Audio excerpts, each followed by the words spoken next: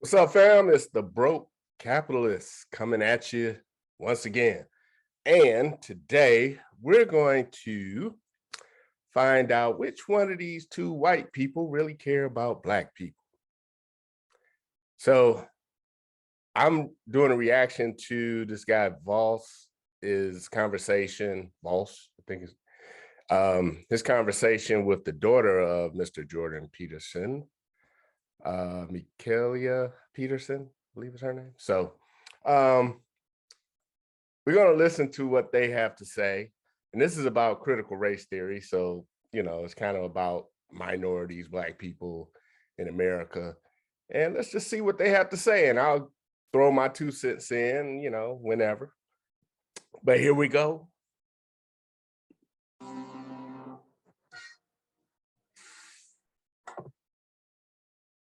I'm just going to get you to intro yourself, but how do I pronounce your name? Oh, you can just call me Vaush. Okay, that's what I was going to do. I just wanted to make sure I didn't mess that up. Okay. Are you ready? Absolutely. Vaush, welcome to my podcast. It's a pleasure to be here. Thank you for having me. Before we get started, could you give a brief background about who you are and what it is you do? Yeah, my name is Vaush. Well, that's not my real name, of course, but that's the name of my YouTube channel. And I'm a libertarian socialist. I do political commentary. So I wonder if he's a libertarian socialist in the same regard that Stephen Pearl Andrews was a libertarian socialist. I talked about him on a few podcasts back in the day. A great writer, great thinker, but libertarian socialists, I wonder if they mean the same, because in the modern day sense, libertarian and socialist don't really go together. Socialists tend to want to rely on the state, as you may know, and libertarians tend to not want to rely on the state. So interesting title. And play a lot of video games, which really distracts from the political commentary, but it is fun. Okay, well then, let's get right into it. So, critical race theory. I'm going to start with, what is it and what is it trying to solve? So critical race theory is a collegiate theory, which is largely a critique of liberalism, which centers the idea that modern discussions around race relations impose a kind of false neutrality, that there's an assumption of racial neutrality, that we've overcome systemic issues when we really haven't. It's a largely esoteric academic theory. But when we talk about critical race theory, I think people tend to mean, like, very broadly, colloquially, just anything academic which tries to tackle racism. I know I've seen it used really vaguely. So when I'm talking about critical race theory, I always try to find out what the other person means when they say it, because I'm never quite sure myself. Okay, that's fair enough. I feel like I'm coming from it from that angle. Not entirely sure what it is or what it involves or what it encompasses. It's fun. Yeah, so I would say the more conservative outlook on critical race theory is this is some type of Marxism that's infiltrating North America, that's popping up in academic places all the way down to elementary schools, and that this is a way for Marxism to get a foothold into America. Is that a conspiracy theory, or is there any truth behind that? I do think that's a conspiracy theory. It is influenced by Marxist theory, but then I think most economic and political theories have been influenced by Marxism. I mean, so was the Civil Rights Movement, of course. Marx was an incredibly influential writer. It's not a Marxist theory, though. Marx was a modernist, and critical race theory is generally pretty postmodernist. When we're talking about... Well, critical race theory is rooted in critical theory. Just to clarify that, and that's a Marxist ideology. As far as I know, when I was in law school, we did brush over critical race theory. So it's been around for a while. I've been out of law school for decades, I hate to say. But let's keep going. Like the prominence of critical race theory. This came about in the 80s. It's taught in law school. I never reached a level of education high enough to even be taught it officially. When we talk about young people, like middle schoolers, being taught about critical race theory, it's kind of like saying they're being taught astrophysics because they're learning about arithmetic. You know, you do use arithmetic in astrophysics, don't get me wrong, useful skill, but it's not really astrophysics, and it's not critical race theory either. Usually it's just boilerplate liberal anti-racist ideology, which I think is generally good to teach to kids, right? You want to instill virtue in them. I'm feeling kind of a way about that. It is true that you don't teach astrophysics in elementary school, but astrophysics and critical race theory, I mean, they're like apples and oranges. Critical race theory, as I recall, emphasizes race in a good or bad way. You take your pick. Like, you know, if you're a white person studying critical race theory, you're probably gonna leave that classroom not feeling happy, right? And if you're Black, you're probably gonna feel some type of, you know, empowerment or yes, what is that?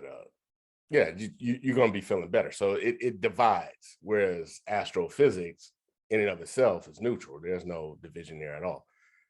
I think, I'll be brief, but I think the concern with the right is teaching kids to consider their own race,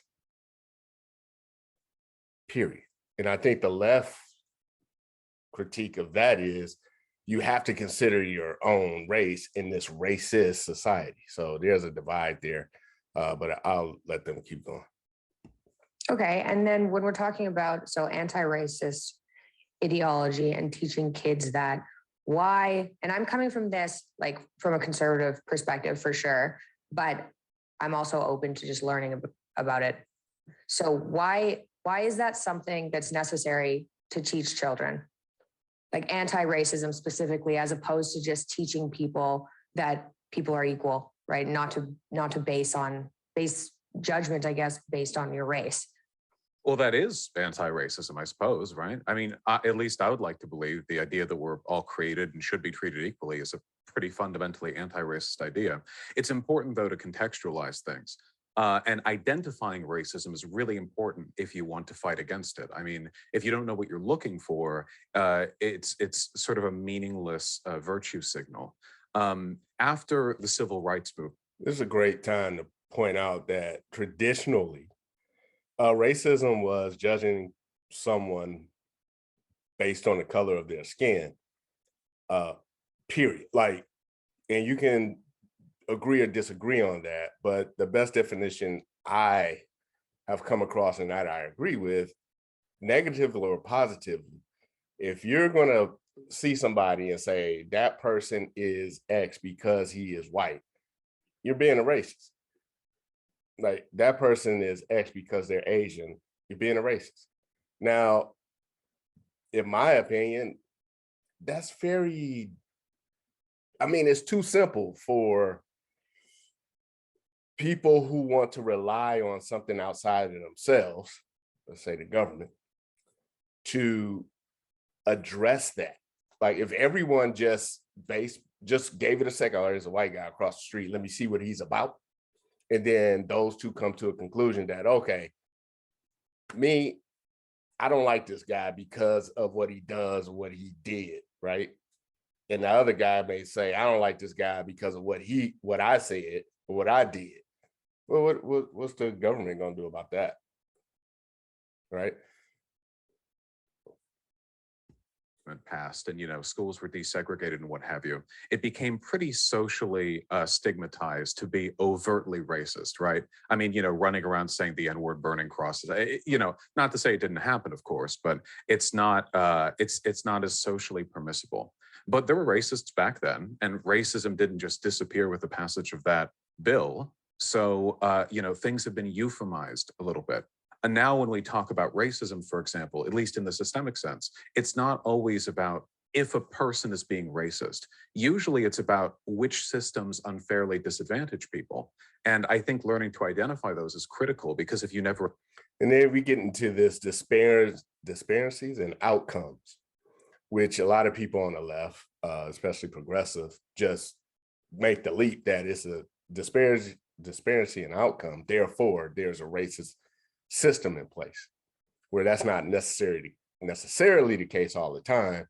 And I think people on the right are saying, look, that's not necessarily the case all the time. So before you pass this law, right, fall back and, let's dig a little deeper, because it may not be the case that the actual system you're talking about, which produced an outcome, is racist.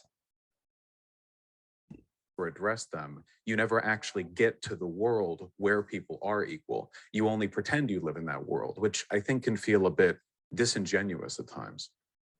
So what kind of systems are we talking about here? Do you identify any of those? Yeah, most of them are holdaways from old legal discrimination. So redlining, for example, the practice of, disallowing Black people from living in certain neighborhoods. I grew up in LA, and you can actually see the lines where those neighborhoods were intersected, usually along highways, or on one side, you'll have these really nice, 2-story houses. And on the other side, it's like a different world, a different country, honestly. And if you look at where Black people lived versus white people in the 50s versus today, there hasn't been much change. Yeah, you can go back to the 1850s and say the same thing. Because in the 1850s, when slavery was alive and well in this country, 10% of African Americans were free living in the North, and 90% were slaves in the South. And those slaves weren't free to roam. They were on plantations, and they weren't free to roam throughout the main house in the plantation. They were normally stuck out in the fields or over in slave quarters. Slavery's abolished. What happens? You get Black people congregating in a certain places because of what? Discriminatory laws that kept them in certain places. And who was responsible for those laws? I mean, it was the government. Yes, you had people voting those laws into place, right? But those laws couldn't take place without a government to enforce them. And in our history, as you know, a lot of especially post-Civil War, a lot of discriminatory laws, if not all, were passed by a certain political party.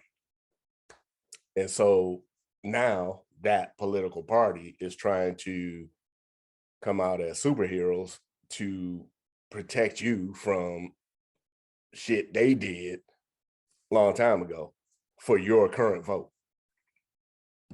Housing demographic displacement is a really long-term thing to fix. And that affects a lot of other stuff, the quality of the schools that you go to, job opportunities. A lot of wealth that white families enjoy today was kind of a product of the boost that soldiers got after World War II, all those suburban houses they got to move into. But the GI Bill wasn't really given full range to Black folks. So there were all these head starts, basically, that some folks got over others. And those consequences carried down a long way unless addressed, I mean, think about it. 2 generations ago, some people were essentially legally second-class citizens. The idea that all of those systemic biases could go away in that time without really strong addressal is, I don't think, realistic. So to address the problems that were created by, you can literally say there was systematic racism during Jim Crow. Who's going to debate that? And who's going to debate that it was Democrats who put those laws, pushed those laws through? But again, here's Mr. Vaush, who says he's what did he say was social? Man, I'm getting old. Anyway, yeah, a libertarian socialist. And the problems that he sees out there so far, he seems to want to rely on a government or government policies to correct them. Okay, so that seems reasonable. So then what are the solutions there? So how are these things addressed without, I'd say, artificially pushing some people down? So I know I did a podcast on Harvard, and I was talking to an Asian guy, and he'd done a bunch of research into critical race theory, Harvard, and how Asian people have to score higher on their SATs just to get in. And to me, that looks like straight up racism. So how are some of these issues addressed without just going too far in the other direction? Yeah, I'm not fond of that system myself. Obviously, the goal should be total freedom for everyone, right? Everyone should be elevated. You never want to fix a systemic problem by dragging one group down. Reparations, depending on how they're used and targeted, are a potential solution for this. I'm a really big fan, for example, of a kind of New Deal-esque urban poor revitalization. You know, in some cities in the United States. Well, he's definitely a socialist, New Deal. Again, but libertarian, using the government to fix problems that government created. He's about to bring up reparations, and I think I'm about to break out in hives. But let's just see. You have like suburban areas that look like they were built 10 years ago, and inner city areas that look like they were built 100 years ago, where all like this wealth is pooled, but none of it is being spent. And that has a lot of really negative consequences. Like I said, school quality, job opportunity, whether people want to invest there. You know, businesses don't tend to invest in places where there are more potholes than asphalt. If you could find a way to invest in that, that would, I think, do a lot to alleviate the racial gap. And it wouldn't just be like a Black people thing. You know, it's a broad country reinvestment, but it's basically about identifying the systems through which there are disadvantages and then making those systems less inequitable for everyone. And I think so. That system is called, if I'm not mistaken, communism, where everybody's equal, meaning like everybody should be equal under the law in this here United States, and by law, everyone will, for the most part, everyone is. Now, the equal application of the law, that may be something different, right? But, you know, the Detroit I grew up in, which was the murder capital of the world, I don't know how many years running, it looked a lot different from, let's say, Grosse Pointe. And racially speaking, it was Black and white. I mean, you know, like Detroit was like, when I was growing up, it was like 99% Black or 90%. I rarely saw a white person. But if you go to Grosse Pointe, which all you gotta do is cross the street, you rarely saw a Black person, right? It was all white. Now, if everyone in Detroit and Grosse Pointe were, let's say, Asian, there's no racial disparity there. But there is a disparity in income, in values, in belief systems, and opportunities, right? An opportunity for, let's say, the rich Asian kid in Grosse Pointe to go to a better school, have better mentorship from his parents. Probably one of his parents stays at home while the other goes to work. So the other parent who's staying at home may have a college degree. Whereas in Detroit, the Asian who's living in Detroit, their parent, right, is off at work, and the kid is off at school. The parent probably didn't go to college, and that's, you know, and so they start off at a disadvantage that has nothing to do with race, but just the luck of the draw where you're born, right? And I don't believe government has the capability of addressing that problem long term. The only thing the government can do is to ensure that there's no system in place blocking either Asian kid in Detroit or Grosse Pointe from reaching his full potential. Right? That's the role of the government, protect your right to the pursuit of happiness, not to put in a program that causes the kid to be reliant on the government program for his success, right? You can, private organizations can help out with that. Family and friends, a community with good values, a community that's striving for marketable skills as opposed to oratorial skills or athletic skills or, you know, singing skills. Like if you know, we got so many AAU, is it AAU for basketball?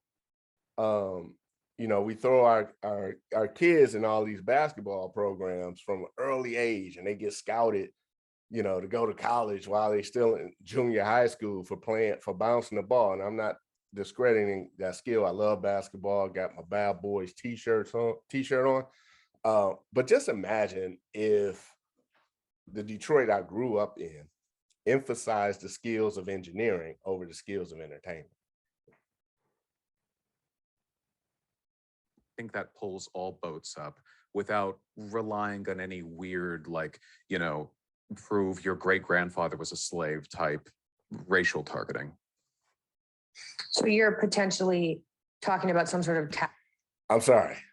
To prove your great great grandfather was a slave type, whatever he's mentioning, you can miss me with that, because every time someone brings up reparations, they fail to bring up the fact that nobody that looks like me in this country would be here without being sold by somebody who looked like me in Africa to somebody that looks like them, right?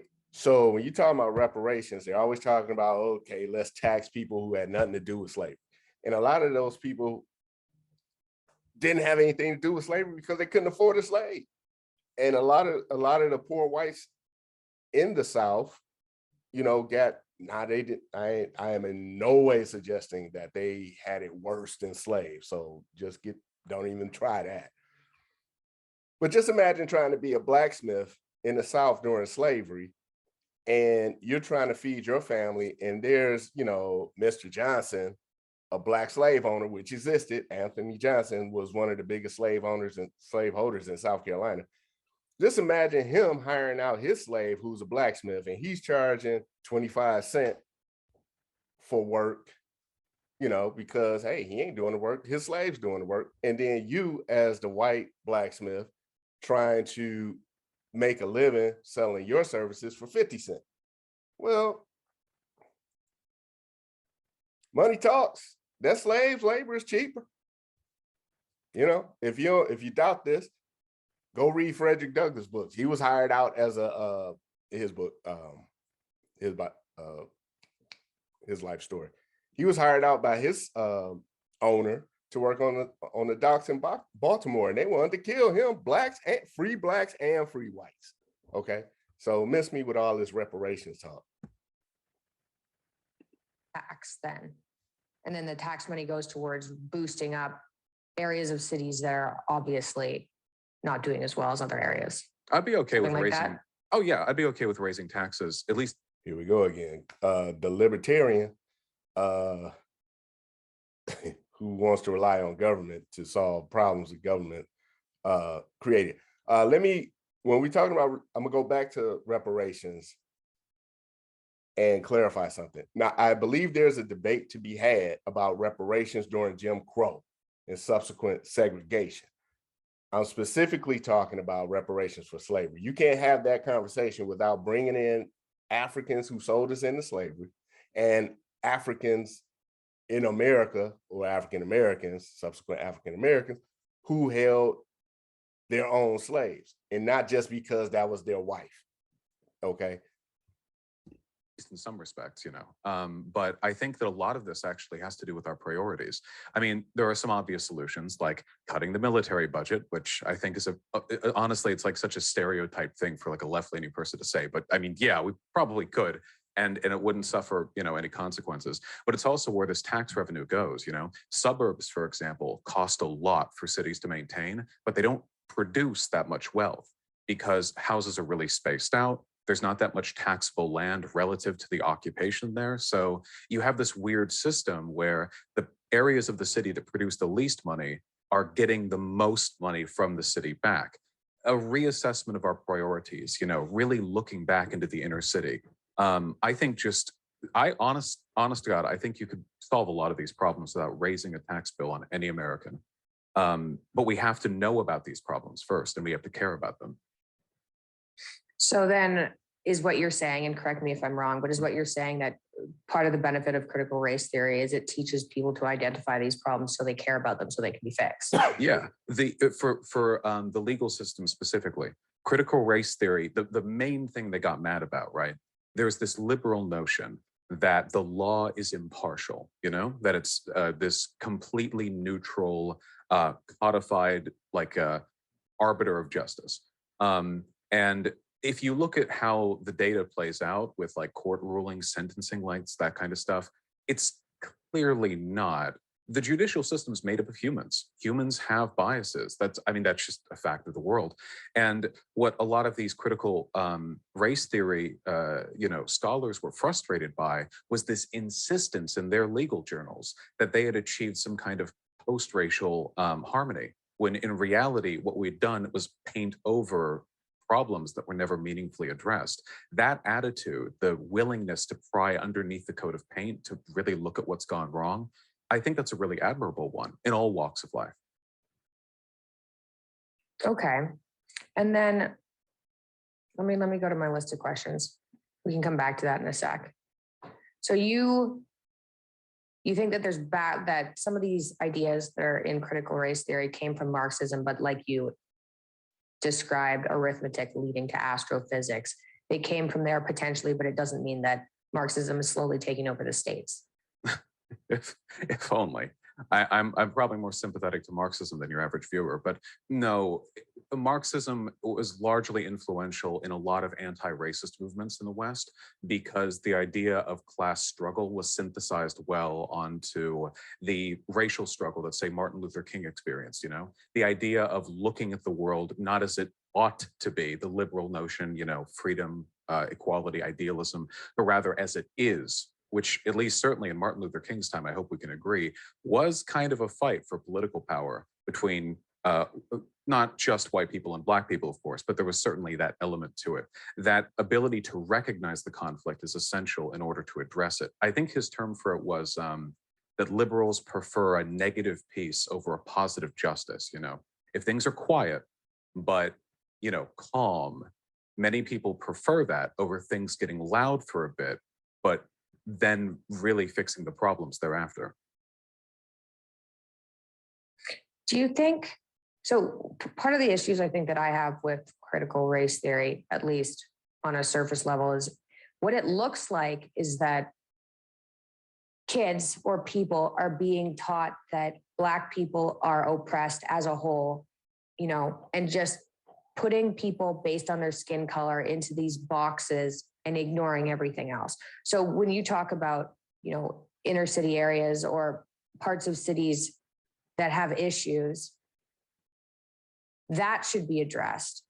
But then you should be looking at maybe infrastructure and parts of cities that have issues, not the fact that, oh, in this city, the part of the city that has the issues where Black people live, because then I think that breeds problems, right? I mean, there are poor areas all over the states that need help. So why not have a bill that's based on restructuring parts of cities that have issues rather than focusing on race? In terms of a bill, I'm perfectly in favor of that. If you mixing up legislation with race is really messy in the best of circumstances for obvious reasons. So I'm uncomfortable with the government engaging in this kind of partitioning. They did it with Native Americans and, you know, the one drop rule and all that. It just, yeah. But in terms of analysis, you know, I think we should have a pretty no holds barred approach to how we look at these things. And so Vaush's view of the world and pretty much Marx, I'm not calling him a Marxist, but those who adhere to Marxist ideology see the world in the lens of oppressor and oppressee, right? So that's your starting point.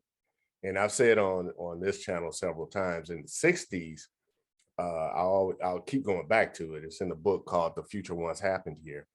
The African American Teachers Association of New York, and I'm pretty sure all other African American teachers associations picked up on this because I was raised in that system, although in Detroit. They decided that notions of merit and things that we associate with individual responsibility and capitalism didn't work for Black people, and we needed a new value system, which they basically incorporated socialism and Marxism. So that's been the Black community's value system, belief system. That's been our culture since the 60s. And that's not inherently a Black thing, because obviously there was something before that where the African American Teachers Association decided they needed to change it, right? So this is the perspective I believe Mr. Vaush is coming from, oppressor, oppressee, and people who look like me just so happen to, well, not just so happen, but we represent the oppressed no matter what. You know, Oprah Winfrey's oppressed, right? I mean, right? I mean, who would say Oprah Winfrey's oppressed, but and the World War II vet who's now homeless white guy is the oppressor. That's the viewpoint.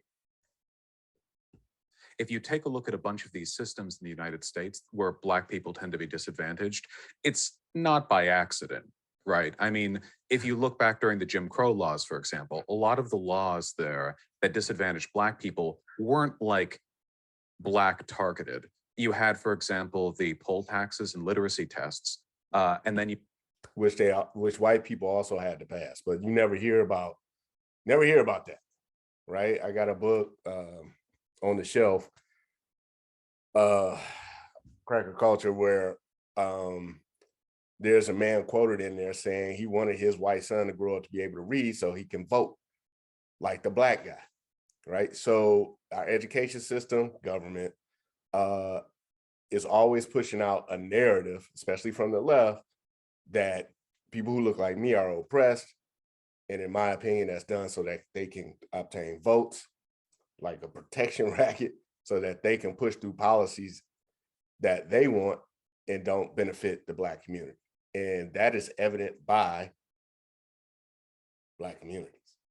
I mean, Detroit, Compton, Watts, Chicago, St. Louis, Democratic run for decades and decades, and nothing has gotten better. you had the grandfather clause, essentially like, here's a really difficult reading test you have to pass, you know, formerly illiterate slave, in order to vote. Formerly illiterate poor white in order to vote. But you don't have to do the test if you can prove your grandfather could vote, right before slavery was ended. Now, if your illiterate white grandfather couldn't vote, you couldn't vote either. If both of these things are true, how come we only hear about Black people not being able to read? How come we don't hear about the fact that in one generation, Black people, 50% of that population who were in bondage, right? A generation later, 50% of them could actually read and write, right? A feat that hasn't been done in human history. We don't hear about any victories. We only hear about being oppressed, right? I mean, this is a feat that wasn't obtained in India until the 2000s, I believe, right? Or late 1999, 2000, something like that. And the source for that is Thomas Sowell. All right. So essentially, like, without ever mentioning race, you have a system which is basically like, okay, white people get in, Black people have fun with your test, you know.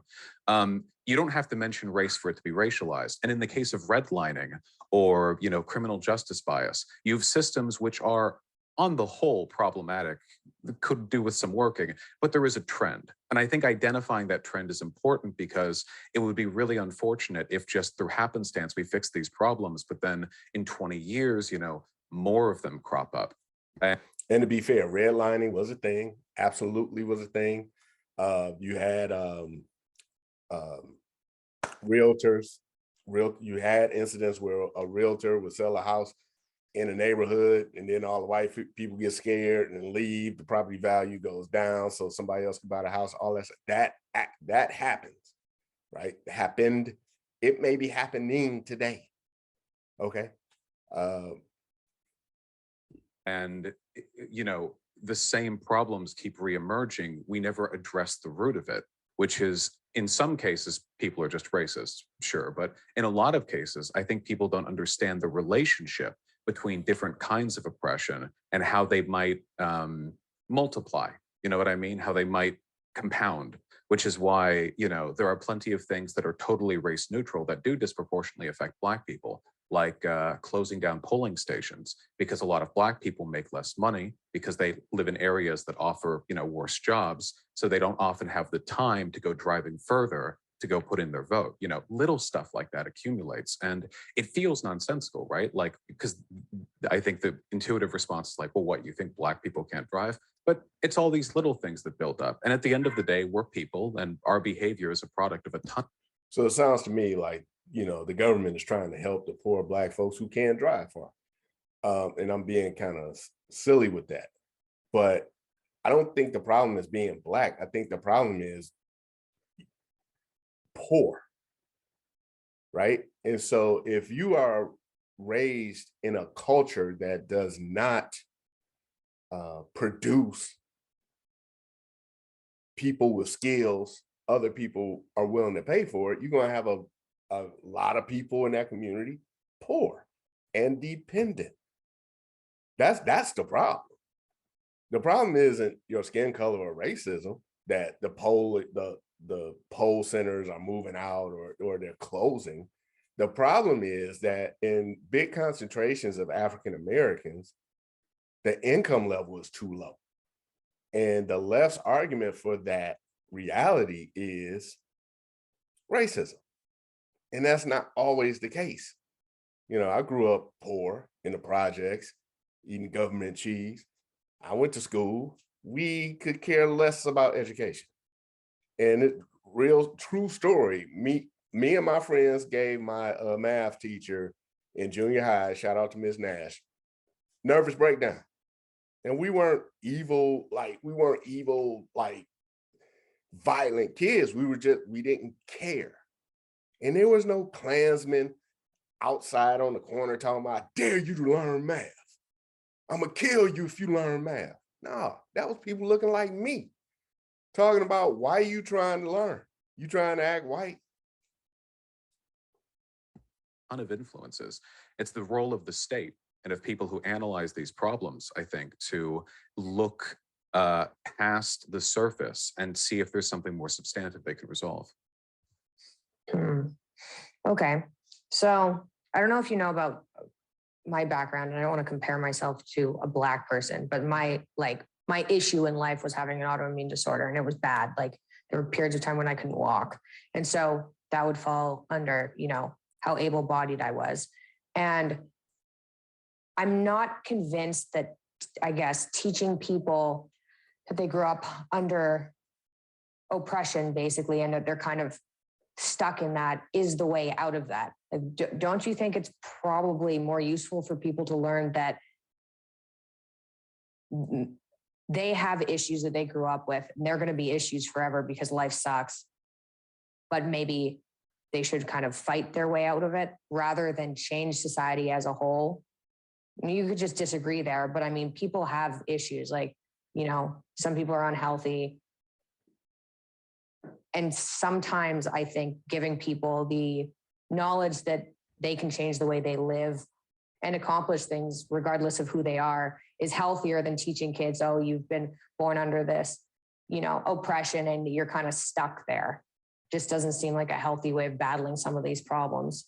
Well, I don't think we should ever teach people, especially young people, that they're stuck anywhere.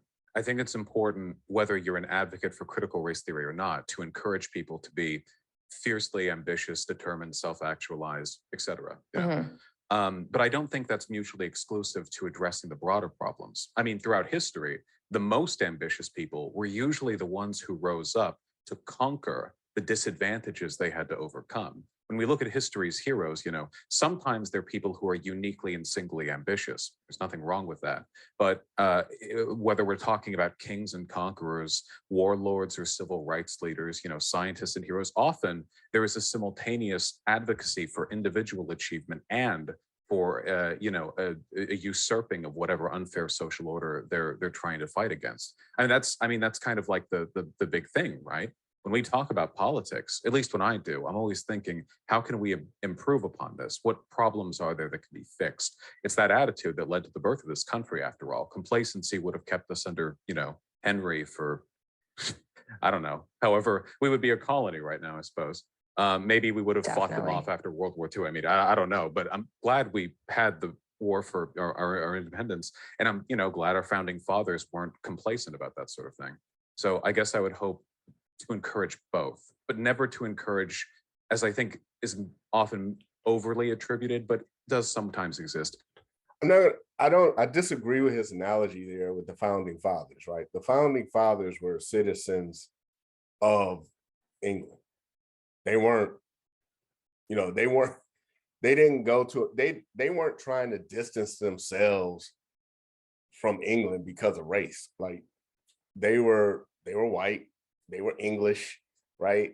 They just wanted self-government. Now, in the sense that they felt oppressed, and that didn't allow them, the fact that they felt oppressed didn't discourage them from coming up and bringing in, forming a new nation, right? I agree with him there, but the analogy isn't, as it applies to what she's asking, is not very accurate, because in critical race theory, you're focusing on a permanent attribute. I will always be Black. He will always be white, right? Stevie Wonder would know instantly as soon as we start talking who's Black and who's white, right? So that's a permanent attribute. And if you're telling a child, which I've heard all my life, every Black History Month at least, which I call Black Victimization Month, that Black people have been oppressed by white people. If you want to, that's Black History Month.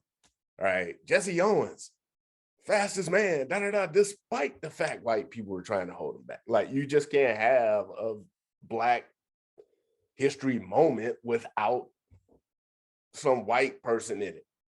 You know what I mean? So that is the reality of America, that we're viewed as the oppressed, and people who look like these two are viewed as the oppressor.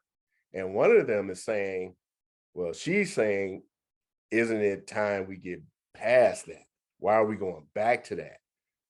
Right? Like, it's better if you say, and I'm saying this, it's better if you say history. This is history. Like, there was slavery here. Blacks sold blacks into slavery. Whites bought them, brought them over here, kept them enslaved. There were racist laws on the books. There were horrible mistreatment of the laws. We went through a civil war to get that over with.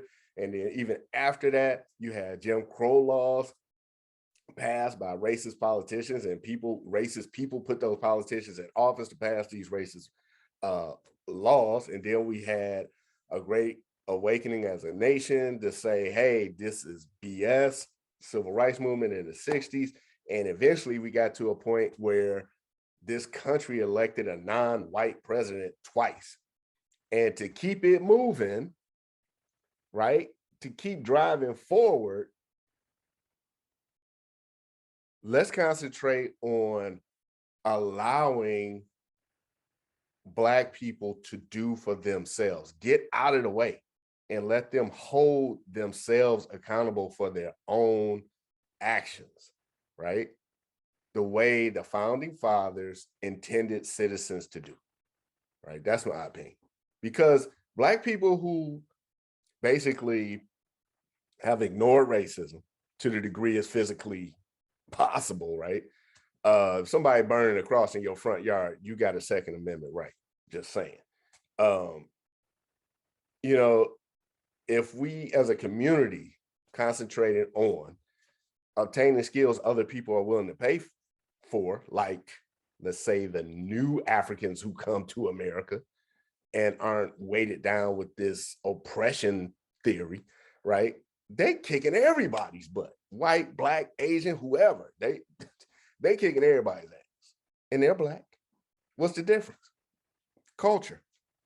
So if we get rid of that culture or ignore it, right, and hold ourselves accountable for ourselves, not the government policy, right? Oh, we need the government to come in and do something.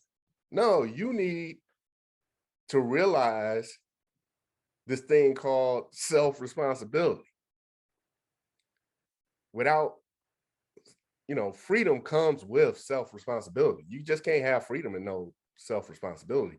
And I think that's I think that is often how I feel the left projects their issues. Well, we're free and we shouldn't have to do nothing.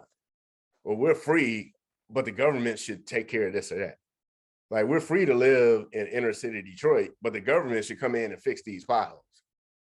Right? I've never heard, besides myself, say, like, we live in inner city Detroit. We need to make sure the next generation has skills that people outside of this community will pay for, that will bring in money into this community so that we can fix our own neighborhoods without the help of government, right? Why is that impossible? Like, why is that not an issue? Why is that not a concern? Right? I'm not an absolutist saying no government, right? But before you rely on help from somebody else, you need to see what you can do first. And I think that's missing, right? We'll ask God for help before we look in the mirror and say, what can I do to improve myself? And if I don't know, let me go ask somebody. A victim mentality. Because it is possible to be a victim of Let me go back. To be a colony right now, I suppose. Maybe we would have fought them off after World War II. I mean, I don't know, but I'm glad we had the war for our independence, and I'm glad our founding fathers weren't complacent about that sort of thing. So I guess I would hope to encourage both, but never to encourage, as I think is often overly attributed, but does sometimes exist, a victim mentality. Because it is possible to be a victim of problems, or of circumstance, of oppression, but to not be a victim as a mode of identity. You can be a victor in circumstances of oppression, and that's what I would want to teach. Identify the problem. I love what he just said. Love it. I love what he just said.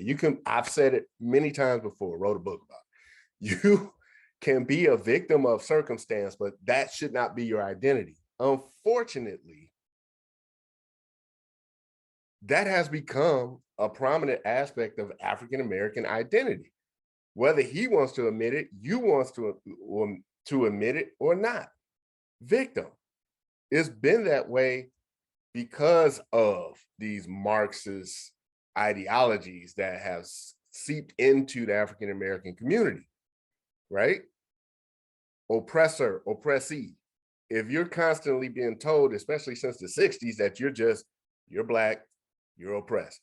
What's another word for oppressed? Victim, right?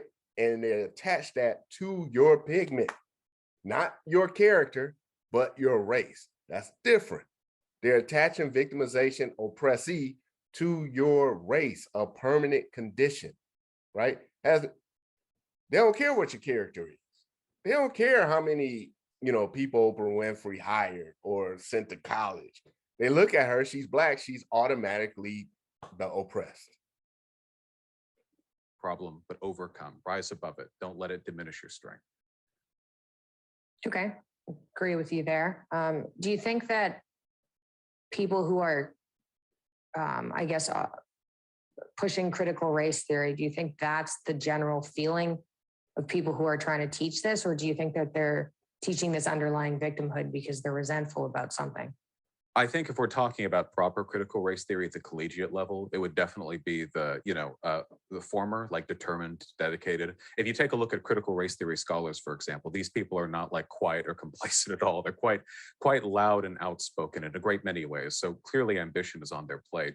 When it comes to like the stuff people call CRT being taught in elementary and middle school, the issue is a lot of this stuff is just like, let's be real, being taught by like over earnest white progressive Karens, I guess. Like that's where a lot of it is coming from. Like, hey, listen, no hate, okay?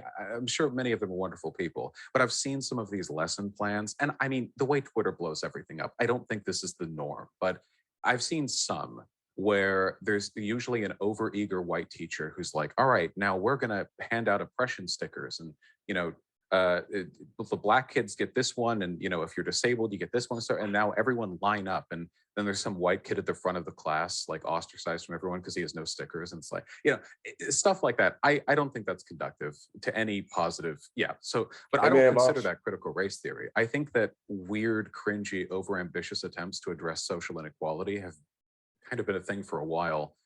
More attention is being paid to it now, of course. I'm gonna bring up something no one ever talks about, and that's social equality, not social inequality or social justice, but social equality. And what is that? Well, it's not an inalienable right, right? And here's why. In my opinion, social equality is something you have to earn. It's not given, right? It shouldn't be taken away from you or made. Things shouldn't be, there should not be any hurdles in the way to obtain social equality, but you can never have social equality. Here's a just simple quote. Here's case in point. I'm a car thief.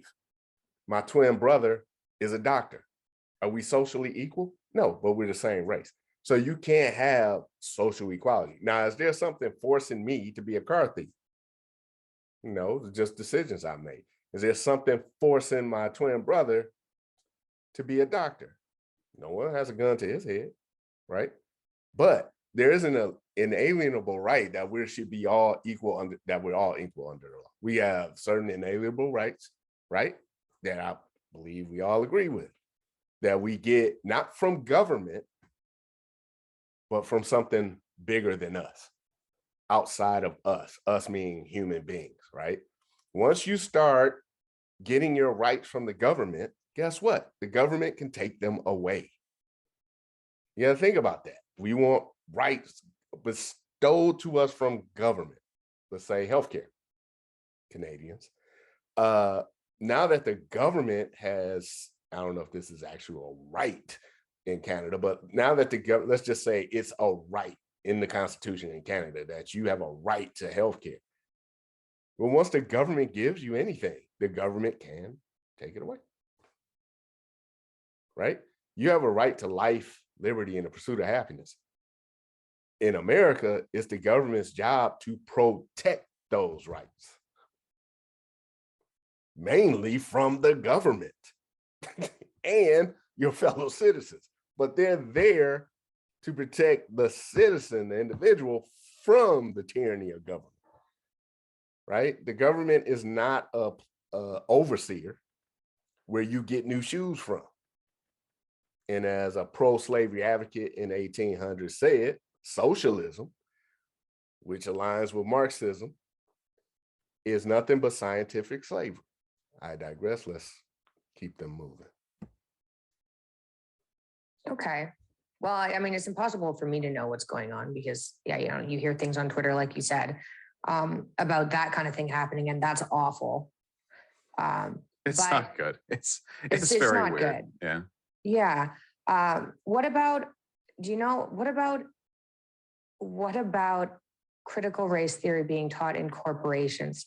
Do you think that's a good use of, you know, time for, let's say, I don't know, engineers? I mean, like Robin DiAngelo, like that kind of stuff. Yeah. I guess that's pretty adjacent to critical race theory. I don't like Robin DiAngelo at all. Remember what I said about overeager? All right, Vaush, I did 2 videos on her. Sorry, Robin, no. I'm just gonna leave it at that. No. White. It's so first of all, we have to know how this happens, like that kind of stuff. Yeah. I guess that's pretty adjacent to critical race theory. I don't like Robin DiAngelo at all. Remember what I said about overeager white? It's so first of all, we have to know how this happens, okay? This isn't like SJWs infiltrating corporations. This is overpaid corporate consultants, you know, running through their budgets and thinking, you know, what's the most eye-catching thing I've heard about in the news recently that I can, you know, spend my quarterly budget on within my department. And, you know, Robin DiAngelo is a huge ticket right now because she's controversial. So that tends to be how it goes. I don't think there are like CEOs who are like pro critical race theory. I doubt they even know what it means or care. In terms of these lessons, I've seen some of their slideshows where it talks about like essentially white deferentialism. There's an attitude on the right that people on the left think that if you're white or a man or cisgender or whatever, you should be sort of complacent or deferential to minority groups. It's an attitude I've never had. I don't think your opinions become more right or wrong based on your race or your sex or anything else like that. And sometimes these, how do I put it? It comes off like a kind of performative self-flagellation. You know what I mean? Where people are demonstrating, usually white people, how progressive and woke they are by, making a show of how aware they are of these issues. And this performativity to me has nothing to do with real activism. It's a sell show. It's what people do to feel good about themselves. In corporations, people should be taught, don't sexually harass people. If you're racist, we'll fire you or whatever. Like, be cool. Yeah. Giving them like a big slideshow on, weird sort of watered down version of esoteric legal racial theories is, I don't know how that's really relevant. I just think it's like a hot ticket item right now.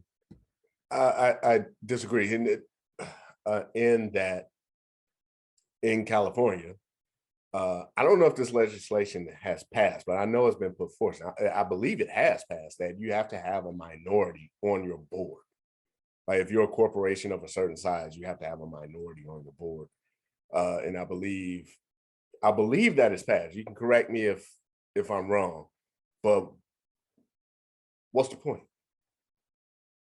Meritocracy, remember? Back in the 60s, they were teaching that it's a myth. And this is what happens 40, 50, 60 years later. You get laws like that. You get, in California, they tried to repeal or take out the civil rights language in the Constitution. Like they wanted to allow you to discriminate based on race, sex, and all this stuff. This was the last year's election. So you guys go look that up. But teaching CRT, giving it the sanction of the state, no. I don't care if it is like astrophysics and arithmetic. No. If you want to teach about, because what these CRT basically reinforces a Marxist world view of victim, I'm sorry, oppressor, oppressee, right? It reinforces that. So you get, like when I was in law school and they had minority help, I forgot what it was called, but if you were a minority, you can go and get help, academic help, right? It was sanctioned by the school, set up, everything, right? But if you were a white person, you couldn't get that help. And I complained about that and people looked at me like I was crazy. I just want it to be just, right? It is my fault. And a lot of my parents, some of that fault goes on to my parents. I'm not blaming them like they were bad parents, but my parents didn't know what it would take for me to be a great student in law school. My parents were worried about me getting to the age of 18, right? So the community I grew up in didn't foster great potential law students. The white guy, that ain't his fault. So if he needs academic help, how come he can't get it? You know what I mean? So this is kind of a side tangent. Have you heard of ESG scores? ESG score? No, I haven't. Okay, so ESG scores, I just learned about these. ESG scores stands for Environment Social Governance Scores. You looking it up? Okay, wait, no, I think I have heard of this. Yeah, okay. I haven't. So from what I've heard, and I think this should be concerning. From what I've heard, whether or not you teach kind of some of these social issues like critical race theory or gender studies or some of these things that are getting into corporations with those slideshows, your corporation gets an ESG score, and that enables you to purchase EFTs. So invest in EFTs for the ETFs, exchange traded funds, ETFs. Yeah. Yes. This is kind of down a rabbit hole. This is kind of down I think I've heard about this. I have So problems with it, I think. yeah, okay. Some of these, I found out about these a couple of weeks ago, and I've been talking about them a bunch because it's kind of concerning. It brings in, so Ireland apparently just started keeping ESG scores on their citizens. So, depending on how much carbon you produce, that affects the environment part of the ESG score. And then social could be, who knows what, but for corporations, it involves critical race theory. And governance, well, it sounds scary enough as it is. You don't know what governance means as a corporation or as an individual, but it seems a lot, and this sounds conspiratorial, but it sounds a lot like China's social credit system. And right now they're already in place for corporations in North America, and they're already being used on individuals in Ireland. And so the more conspiratorial part of me, which is a very large portion of me, I'll admit, but is concerned about things that impact that kind of score, like critical race theory, right? So some of these corporations, it might be a hot ticket item, but some of these corporations, it kind of looks like, for whatever reason, they're being pressured into bringing some of these social issues into their corporation in order to impact their scores, because that impacts what they're able to invest in. I don't even know if you have a comment on that. I have a few. I didn't know the good time to interject there. I can't speak to the Ireland thing with it being used on citizens. I don't think it's acceptable for the government to keep any kind of score on you. If you break a law, that's up to the judicial system. That's that. Yeah. I hate our credit score system, which is essentially me too. Yeah, I mean, that's not technically from the government, but it might as well be. In terms of its functionality. So I will never support something like that. In terms of like the corporate stuff, the details on this in my mind are a little bit hazy. I think if we were to talk about this as kind of a systemic issue, right? Long it has been the case that corporations will use these sort of arbitrary internal metrics to determine who's favored in various elements of the market.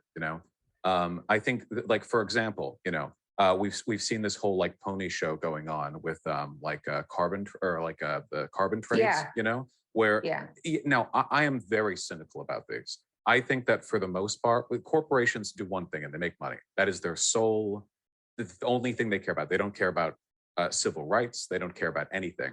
Corporations can, and they have, if you look in other countries, they will work with Nazis, they will work with leftists, they will work with, well, leftists don't tend to like corporations for their own reasons, but if they can get along, they'll work with anyone. They just want to make their money. I think that when we talk about stuff like this, we're talking about a very topical way of playing social favorability politics with corporations in a way similar to what you've seen in the past with, like, I remember GM, for example, like changed their logo to green as part of their new like green initiative.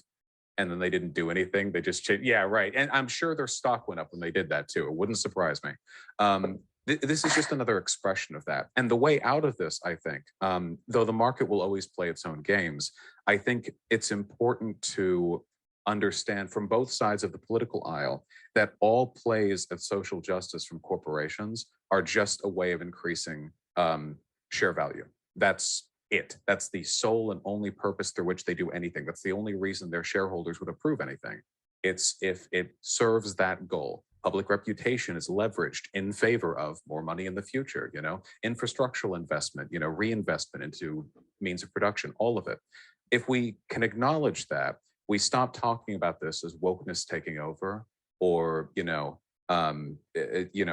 like new nefarious Robin DiAngelo scheme, and instead refer to it, I think, what it's always been really, which is just an eternal ongoing PR game that they constantly play. They invent metrics for themselves to banty them about and prioritize some over others. They love these games. It gives middle managers something to do. I don't think, I like his reasoning there. It's well thought out. I think he's a bit too dismissive of the dangers in this. And you could just think about like Twitter or YouTube banning people. I mean, right? I mean, hey, half the country don't like the orange guy. okay, we just gonna ban them. I mean, you're interfering with free speech, right? So I don't think it's as benign as he's pointing it out. I'll give him props on his analysis there. Uh, but if you start keeping social credit scores, guess what? That whoever, people don't get cars with a 300 credit score, right? You gotta have a certain credit score to do certain things, right? You don't have a right to a car. So it don't matter what your credit score is as far as your right to free speech so far, right? But if you get a social credit score in there, maybe some of that right, you won't be able to express your right to free speech may be curtailed. Like, okay, I got a 500 credit score. I can get a car, right? It's probably gonna be a hunk of junk. I can get a car, but you're right. If you got social credit scores going in, taking place, yeah, you got a right to free speech, but you can't talk on any social media, right? Stuff like that. I don't think it's as benign as he envisions it so far. Real civil rights issues can be addressed by corporations. I think that at the end of the day, it has to come from us and our understanding of these problems. And I really don't think Robin DiAngelo is being brought to any of these conferences for any reason other than because the consultants who recommended her can then list it when they move over to the next corporation 2 months later and get a slightly higher pay. And if we can address it like that, which is cynical corporate banter, then I think we'd all be a lot better off for it, because I get accused of defending woke corporations, and oh God, I hate corporations. It's just, I just don't think it has anything to do really with politics outside of money making. Okay. I don't know how I feel about that. That's probably true. Corporations are focused on making money. Yeah, of course they are. And, if this critical race. I got to say something it's funny how people view corporations as like evil entities.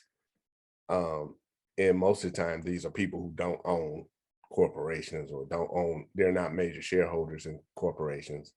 There's a bit of jealousy in there, in my opinion. But corporations have a duty to their shareholders to make profits. There's no law saying you can't be a shareholder in any corporation, maybe except for the Federal Reserve Bank. I don't know if average Joe can own stock in that corporation, right? But it's their duty. And if they don't, like if you have a business called a business opportunity, and if you don't take advantage of that business opportunity, you are in breach of a fiduciary duty. You can be sued, right? So it's what the corporation is. It's not inherently evil. It's not inherently good, right? It's there to make profits. And you cannot take advantage of a business opportunity based on your feelings about whatever, like, the plight of a particular group of people who live on this street, right? That's not the role of the corporation, for better or worse. So I think there's a lot of misnomers out there about corporations just being evil, right? Trust me, if you were Jeff Bezos' friend and you were one of the only ones that was like, what, it's a good idea to sell books out of your garage, man. Here go a couple of $1,000. Let me know if it works out. Now you're a major shareholder in Amazon.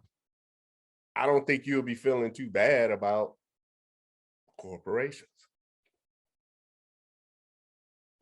Theory, if it's true that impacts their ability to invest, then it'd be all the more reason to push it, and then it'd be back to money in the first place. Gets headlines too. I mean, it always gets attention, right? Like Nike's stock price skyrocketed when they did the Colin Kaepernick campaign, mostly because of just all the attention they got for it. Conservatives hated it, so if conservatives hate it, left-leaning people have to. I think they just did a promotional thing with Colin Kaepernick right after he kneeled during the Pledge of Allegiance. Oh, There were all those okay, people got it. burning their Nikes and stuff. And, and at the end of the day, it's a stock market bar going up while some, corporate leader, with a reptilian camouflage is like looking at it and smiling. I don't, it's, I think very detached from the real issues at hand outside of giving us all something to talk about, which I guess it does that. Yeah, as if we need more to talk about right now with everything going on. Okay, do you think this critical race theory is wrapped up in other things that are, from what I see, kind of also infiltrating kids at a low level, like gender studies being taught to like kindergartnners? I don't think or those separate issues. Like for right wingers would be like, it's just, the entire thing is just like woke, right? So critical race theory, gender studies. I don't know what else you would into there, but the world's more progressive now than it was 20 years ago. I don't think that's a bad thing. That's just an ongoing process. There were standards being taught back in the 1930s that people in the 1910s would have been taught. I mean, that just keeps happening. With regards to gender stuff, I mean, I don't have like a young kid, but it seems like at a lower level, at least, it's fairly innocuous, like a basic understanding, like sex and gender aren't the same thing. I mean, I think that's perfectly fine. It's defensible, certainly. It's a position backed up by psychiatric and biological experts in the field. So it seems like it would be fair to introduce it, especially since it's so politically topical, I feel like if nobody was talking about trans people at all, like it wasn't this big high-level political thing with senators coming out and talking about it, I feel like it probably wouldn't be discussed as much. Same with a lot of this, race stuff. But given that it's so indicative of the zeitgeist of the times, it seems fair, as long as they're not teaching anything exclusionary, incorrect, or offensive, I suppose. I don't think this is happening, but like men are worse than women because they're more mean or whatever. Leave that stuff out, and I'm fine with it. Okay, I'm going to read something from, so the book's called Critical Race Theory, the Key Writings That Formed the Movement. And to tell you the truth, I don't know whether this is pro or anti-critical race theory or if it's neutral, but I'm going to read this and let me know what you think. Gotcha. Critical race theory rejects the principle of equality of opportunity. Its adherents insist that equality of opportunity is a myth, not a reality in today's America, and that those who pursue it are misguided. The real goal is equality of results, measured by Black share of income, wealth, and social standing. Critical race theorists reject the idea that sought-after goods should be distributed through systems that evaluate and reward merit. Mm-hmm. Is that a... Oh, dude.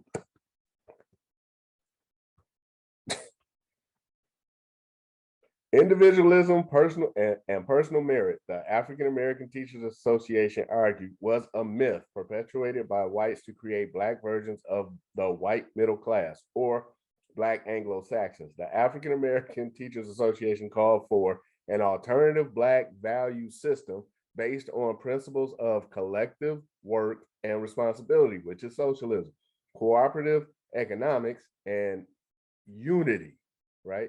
Giftedness in Black children could be measured by a willingness to challenge authority. This is in the 60s, and critical race, that what she just read today, I mean, mirrors that. So this is, I wish people would just call a spade a spade. Critical race theory is just a new version of Marxism. And what they've been doing, the left, starting with the Communist Party way back in the 30s, is infiltrating America through the Black community, right? And we haven't woke up to that. And if we knew that and accepted that, that's one thing. But in my opinion, we don't know that, and we're just being used for our votes so that they, the left, can push in these Marxist socialist policies. And guess who benefits from Marxist socialist policies? The people who run the government. You don't. When's the last time a policy directed? When is the last policy that you can name, and let me know in the comments, that had a direct benefit to the prosperity of the African American community? a policy. I'm not talking about the Civil War. I'm talking and give me the, I ain't gonna ask for too much, but yeah, give me a policy, because I've been around a while. A direct benefit, long term. The intent was this, and the effect was great. Accurate. Oh yeah, that's definitely central to a lot of. Misguided. The real goal is equality of results measured by Black share of income, wealth, and social standing. Critical race theorists reject the idea that sought after goods should be distributed through systems that evaluate and reward merit. Mm-hmm. Is that accurate? Oh yeah, that's definitely central to a lot of CRT writings. Though you're not going to find anything like that being taught in high schools, I'll tell you that much. Maybe somewhere, but certainly not standard. Yeah, I think that's fair. Keep in mind before I address that. So I totally disagree with that. What he just said there. I mean, I was being taught that in elementary school and in junior high school in the 80s. Not that per se, but aspects of that ideology, that world view, right? They're not teaching that, right? They're not going home with whatever book she's reading and say, give me a book report on this. They're not doing that. Of course not, right? They teach that in law school. And they have discussions and debates on whether that's, good for this country, not good or bad, blah, blah, blah. But that world view is definitely taught in school. It's not only taught in school, it's out in the media, it's everywhere. Everywhere. It's everywhere. A lot of critical race theory was written directly to be provocative because it was kind of like the edgiest Harvard students, and professors writing out against what is essentially the most monolithic and important legal institution on the planet, Harvard Law. I mean, that's, at least it's up there, right? That's got to be really far up there. So a lot of their writings are deliberately evocative. I think their frustration was that why do you need to be provocative if you're at Harvard? And he's correct. It's always in the top two or three law schools in the country. If you're in the top 2 or 3 law schools in the country, why do you need attention? Why do you need more attention? So I disagree with him on the motivation to put that out there. I'll say this. I get this all the time. Martin Luther King's I Have a Dream speech. Great speech. Everyone's heard it. Oftentimes it is cited as a kind of counterexample to what critical race theorists believe in. I have a dream that we judged for the content of our character, not the color of our skin. And it's interesting to me that would be the case, because Martin Luther King in that speech was referring to the world he wanted to live in, not the world that would exist immediately after the Civil Rights Bill was passed. In fact, after the bill was passed, in a book, I think entitled What Do We Do Now?, Martin Luther King wrote stuff that would later be, inspirational to future critical race theory scholars about, for example, the essential need for reparations to address long-term harm so that it's not merely you're no longer being stabbed in the back, but you've actually patched up the wound. The need for white people to understand more significantly the nature of racism so that we can work together to combat it. A lot of that stuff, I mean, I never see it cited, but it was quite evocative, I think. When we talk about equality of opportunity, usually people do so with the implication that it exists today. But and this isn't even a racial perspective, that's very not true. If you're born to a wealthy family, everything is going to be easier on average than if you're born to a poor family. That's not to say that individual choices and decision-making don't matter. You can fail as a wealthy person and succeed massively as a poor person. But when we're dealing with millions of people in the country, statistical averages do emerge. Race is one of those lines where it's really clear that we just don't have it, But good, I'm gonna go back. If race is the attribute that's I'm Black, therefore I'm a victim, or more likely to be victimized or not have the life that my white counterpart has, how do you explain the new African immigrants or the Blacks from South America who immigrated here and they're just doing extremely well? It doesn't hold to scrutiny. I'm sorry. It just doesn't. You know what I mean? He's absolutely right. Bill Gates' kids have way more opportunities than I did. They have way better access to education. The people they played with as kids probably took education a lot more seriously. If they had math questions, I'm pretty sure Bill could help them out. If I had a math question, my mom was like, sorry. You know what I mean? So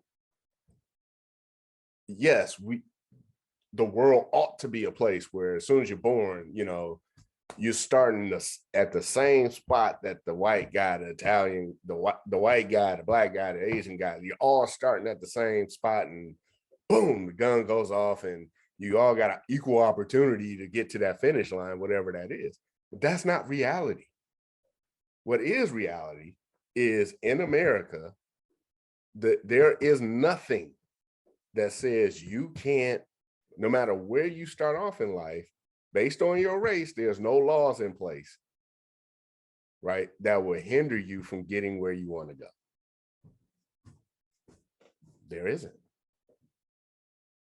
Now, the decisions you make as you run that race may hinder you from finishing or finishing well. That's most likely the case.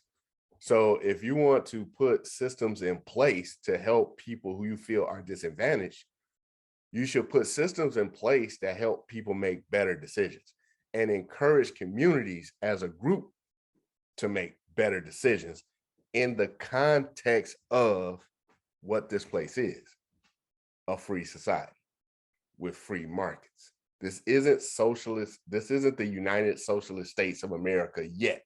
This isn't communist America yet, right? We still live with a free market where people can vote with their dollars and say, I want to go see this movie, or I want to buy these shoes, or I want to buy this car, or I want to get a degree in computer science as opposed to a degree in African American studies, because if I get a degree in computer science, I may have to sacrifice a lot, but that's my choice. I may have to sacrifice a lot more than my counterpart who gets a degree in African American studies. But at the end of the day, I'm not worried about employment, right? I'm gonna be employed. And in 20 years, I'll be making, all things being equal, I'll be making a lot more than my counterpart who decided to get a degree in African American studies.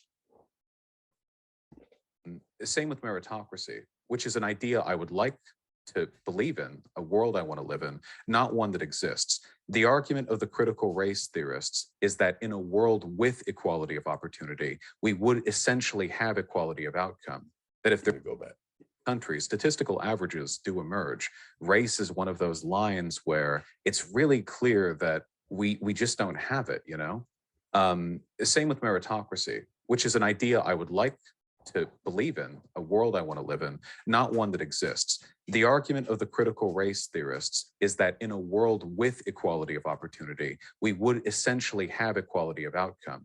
That if there was no systemic bias between Black and white people, they would achieve essentially equal, systemic outcomes. Totally false. It has nothing to do with your race. It has everything to do with the decisions you make, the community you grow up in, the values you have, right? Give you a great example. Let's take this guy, Vaush. I don't know how old he is, but let's say the 22-year-old version of Vaush works at IBM. Well, 24. Okay, he's out of college. He's working at IBM somewhere. Doing something, and take his salary. What's his salary? Let's say it's 30 grand back in the day. Fast forward 30 years, he's now 50. That version of Vaush, right? So you got the 25-year-old, 24-year-old Vaush and the 50-year-old Vaush. They're both white. They're both still at IBM. Which one do you think makes more money? The older Vaush, right? Now let's take the Black version of Vaush. He works at IBM. He's 24. And then you get the 50-year-old version of IBM. I mean, the 50-year-old version of Vaush at IBM. Who do you think makes more money? Most likely it's going to be the Black version of Vaush at 50 years old. So let's step back from this particular individual and take the Black community as a whole and compare it to the white community. The average age of white people, white men, are older, significantly older than Black people. There's your problem. There's your solution. Blacks need to stop killing each other. Is one of the problems that if we could manage to live to 40 instead of being killed by each other at 18, 17, that would definitely help the wage disparity, right? Just living longer. It has nothing to do with pigmentation. It has everything to do with values, beliefs, and culture. And that culture, once again, well, I don't know if I said it in this video, African-American culture since the 60s has become synonymous with socialism and Marxism. It's a failing system. It hasn't worked anywhere, right? And ultimately that system leads to communism, which has led to millions of people dying, right? So one thing Black folks need to do is run away from Marxism and socialism, okay? Please, right? So that's just one example of the age disparity in white and Blacks. And plus when they're average comparing Blacks and whites, guess who's in that white group? Jeff Bezos, Bill Gates, Warren Buffett. Guess who's that's in the white group. Guess who's in the Black group? Me, the broke capitalist. You might get an Oprah in there, LeBron James, right? Like, how you comparing them? You know what I mean? That's not even a good comparison. It's almost apples and oranges, man. A couple of those people in the white group, the richest people who ever walked the planet Earth. And, Oprah is basically the modern day version of Madam C.J. Walker in the 18th century, 19th century. And I think I agree with that, because the only other belief one could have is, absent any social biases, there would be something biological holding Black people back, which I obviously don't believe. I don't think, same with meritocracy, which is an idea I would like to believe in, a world I want to live in, not one that exists.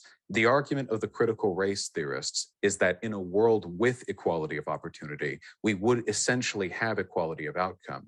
That if there was no systemic bias between Black and white people, they would achieve essentially equal, systemic outcome. Love that utopia, man. Like, that is such nonsense.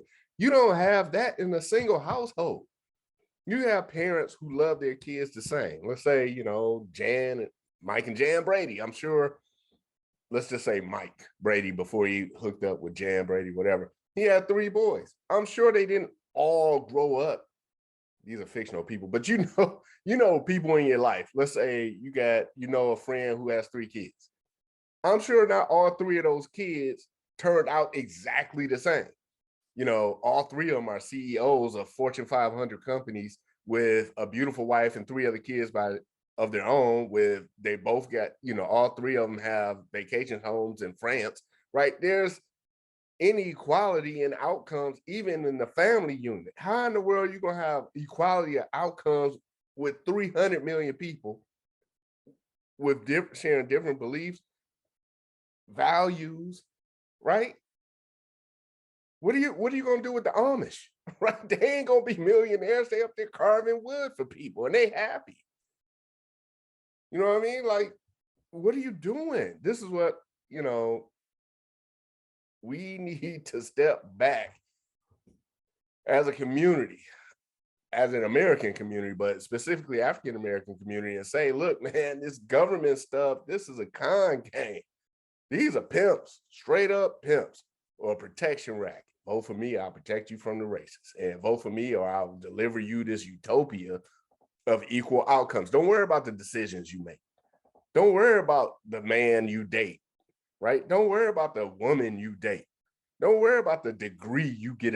Don't worry about the college you go to. Don't worry about the degree you choose to get. Don't worry about the drugs you sold. We want equal. We're going to get you equal outcome. You just need to just be born. And on your way through life, make sure you vote for us. And I think I agree with that, because the only other belief one could have is, absent any social biases, there would be something biological holding Black people back, which I obviously don't believe. I don't think a lot of people believe that. But it seems like that the implication, right? I mean, if we really did have equality of opportunity, then we should be about, at least in terms of averages, on par. And again, you should be if why? Why? I mean, there's no why. Where's this happen ever? Let me know in the comments. Where's this happen where you get equality outcomes? I lived in Japan for 6 years. You got poor Japanese people. You got uber rich Japanese people. You got dumb Japanese people. You got smart Japanese people. And that country is 99.6% Japanese. So where are you getting this equal outcome from? They all share the same culture. They're all born Shinto and die Buddhist, whatever. They all have the same beliefs, right? They all speak the same language. They all share the same history. And they have Japanese people who have been traditionally, well, historically discriminated against. They're called the Barakumen for like 400 years. So that just throws your race stuff out the window, right? Your choices in life determine who you are. If you run into a racist as a boss, you got a decision to make. Do I keep working for this person? Do I sue them?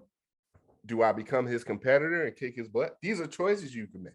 Or do I say, yup, it's just like, they told me since I was a kid, I can't make it because it's racist out there. Is he really a racist? Maybe he just don't like you. You ever consider that? Maybe he just don't like you. But more importantly, can he do without you? Do you have the skills that he needs to sleep at night? If not, he can tell you to kick rocks. That's what's important. What's important is having skills that other people are willing to pay for, right? I don't care.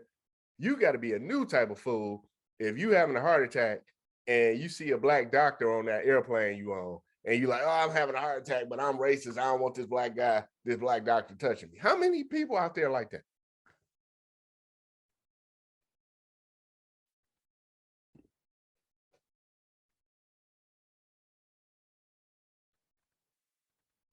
Okay. Or was I going to go after that? Do you think there's any evidence that teaching people about critical race theory actually reduces racism? By critical race theory here, we mean sort of the colloquial, what's taught in like high schools, middle schools, just the general like anti-racism thing, or the Harvard level? Like what's being...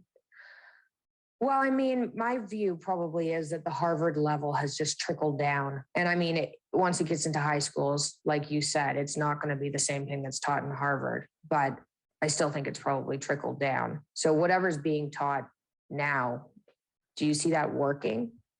In terms of fighting back against racism, individual racism is difficult to... So educating people out of racism, I think, is about a couple of things. Making sure they live in proximity to people of other races, and making sure they don't live in proximity to people who are themselves racist. I really think those are the big kickers, If you... I've heard this before. African-American, we're just going to keep it to African-Americans. All right, we make up 12 to 13% of the population. How are you going to do that? I lived in Portland, man, back in the 2000s. I mean, well, no Black people, man. It ain't gonna happen. You're gonna, where else? Like, I mean, Northern Arizona, like anywhere outside of democratically held jurisdictions, where you got a Black mayor, Black police force, Black school board, Black everything, right? You ain't gonna find no Black people. So that's not a solution. It's not practical. Unless you're gonna bust people into, like, all right, we're gonna do exchange programs between Black folks in Detroit and white folks in Montana. We're gonna do that. I mean, so that's not, yes, it will be ideal. Like, hey, I hung out with this guy from Detroit, he's 15, and I'm a 15-year-old white guy from Iowa and we play video games together. Yeah, we same type of people. He's my best friend now. That's ideal. It's not practical. So you shouldn't have to talk to somebody every day or once a week or in your lifetime to say, I'm going to judge this person based on his character, not his skin color, right? And I believe, like I said, social equality is earned, not that we have to prove ourselves to anybody. I'm not saying that. But what does your skin color represent? Does it represent a victim, the oppressed, or does it represent a victorious person, a victorious people? Which it can, because we got a lot of celebrating to do about what we've accomplished as a people in this country. But we never hear about that. We never talk about that. We just talk about being oppressed all the time and how the white folks can come and save us, or the government can come and save us, the same government that put us in this predicament in the first place. Live in a diverse community, you are monumentally less likely to have, racially inflammatory opinions, and there are tons of studies that bear that out. And of course, if your parents are, really racist, it's more likely that you're going to end up racist. I don't know how much education directly about racial issues deters it, but I do think it gives the people who aren't racist a better understanding of the issue and the tools to fight against it more substantively. For me, at least, I would like to see a de-emphasis of individual racism. Individual racism exists, don't get me wrong. I've talked to plenty of folks who will just straight up admit they're racist, but I don't really think that's the nature of racism in this day and age. I think a lot of it comes down to really big abstract systems that no one individual has much control over, or concepts that are so abstracted that they don't, directly mean anything about race. Back in the Nixon admin, for example, post-Civil Rights Act, we have, it was Atwater, I think, who talked about how, suburban was kind of meant like white, like inner city kind of meant like black, after white flight, the demographics were evident in the distinction. A lot of white people were in the suburbs and a lot of black people were in the inner cities. And then add a couple of decades of abstraction on that, and it's like, well, what are we even talking about anymore? Learning to figure that out, I think, is really, really important. And maybe that education can help people do so. Focus a little bit less on explicit, overt, interpersonal elements of racism and a little bit more on the abstract stuff, which we should all, I think, work arm in arm. There's a strong argument to be made for fighting against that stuff, even if you're white and don't benefit at all directly from anti-racism. From vitalization of our economy to the reduction in crime, because income inequality is the biggest contributor to crime anywhere in the world. There are so many reasons, I think also abstractly, maybe spiritually, I think it's good to know that, you're linking arm in arm with neighbor to make the country that you live in, the world that you live in, a better place. And this is just part of that. Some of those abstract ideas, so I can see what you mean by like suburban and inner city, but what does fighting against that even look like? Like, what does educating people about that and then fighting against it look like? Well, I think part of it is that some of these euphemisms are still used today, oftentimes unintentionally. The way people talk about the inner city colloquially carries with it a lot of weight that I think denotes maybe not an awareness of, but at least a familiarity with a lot of codified stereotypes. And sometimes it prevents us from addressing these issues. So a good example would be how we talk about crime in the inner city. Now, a lot of violent crime in the United States is caused in the inner city in Black communities. And overwhelmingly, this violent crime is, contributed to by gang violence. And often the way we address this is through a sort of blith dismissal. It's a cultural issue, or there's something wrong, not enough like dads in the family or whatever, it's something like that. But there are actually really direct historical causes to the place that we're at today with regards to that particular bias. And the euphemisms abstract the history. They rob us of the ability to understand where this came from. The drug epidemic we have right now, for example, of crack cocaine, this is just a generation past mine, My dad would have been just a bit younger than me, I think, when that really exploded, the crack epidemic in the inner cities. And while I'm not saying like the CIA brought it here or anything like that, the way drug policies were enforced, the way police responded to it, created a culture where in some areas, drug running was legitimately the best financial opportunity for a lot of people. And a lot of these people who did it, they have sick parents, they have siblings who are, living off of EBT cards and school lunches that are barely substantial. So you're saying the people who in the inner cities like myself, who grew up in the crack epidemic, we put down our books. We were getting straight A's in schools. We had academic scholarships to college. And instead, we decided to ignore all the advice from our parents and sell crack cocaine. Again, these are values in the communities, beliefs, a belief that if I go to college, I'm not going to get the job because people have been telling me that merit is a myth. These are beliefs, right? The only choice I got, I'm just out here selling drugs so I can feed my daughter, Dude, that's a myth. You don't have to sell drugs. It's not a given that being Black in Detroit, you have to sell drugs. And he just, I hate to say it, Vaush, but again, I think you're being a little disingenuous here. He just brushed over the fact that the lack of fathers in the home. I mean, that, in my opinion, that is the biggest negative influence on the Black community. You don't have, we got strong Black mothers in the community, and for good or bad, right? It's too bad that these women have to take the mantle of the man and woman in the household. But two parents, I don't care if they're two gay parents, two lesbian parents, two parents, two heterosexual parents are better than one, right?